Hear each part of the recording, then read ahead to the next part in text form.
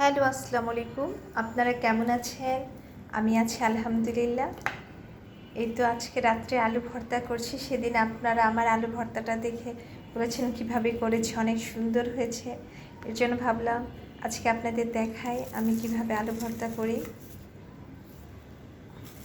এখানে লবণ দিয়ে শুকনো মরিচটা আমি করেছি,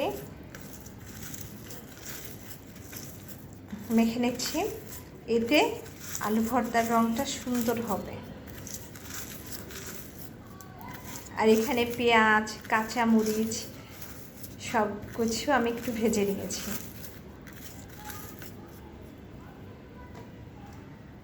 আর সরিষার তেল তো অবশ্যই দিতে হবে। এই সরিষার তেলটা দিলে অনেক মজা হয় আলু ভর্তাটা।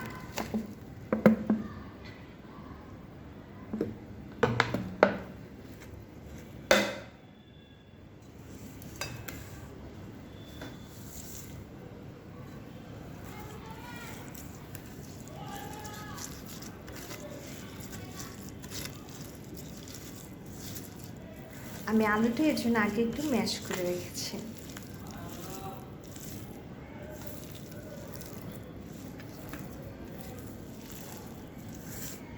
রাত্রিবেলা গরম ভাতের সাথে আলু ভর্তা দিয়ে ভাত খেতে আর ডিম ভাজা থাকলে আমার খুব ভালো লাগে। আপনারা কে কেমন আছেন?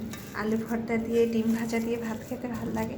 সাথে একটু ঘন ডাল নিব, যে আমাদের বিক্রমপুরে যে মাখা ডাল, চচ্চড়ি ডাল থাকে, অমন ডাল নিব, একটু ভাত খাবো, একদম অনেক তৃপ্তি হবে। আল্লাহর রিজিক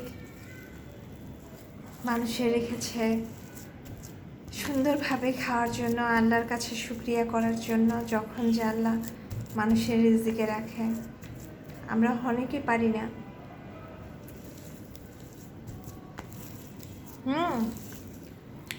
আলু ভর্তাটা কিন্তু অনেক টেস্ট হয়েছে, একদম ঝাল হয়েছে আর সরিষার তেলের ঘ্রাণ হয়েছে, খুব ভালো হয়েছে।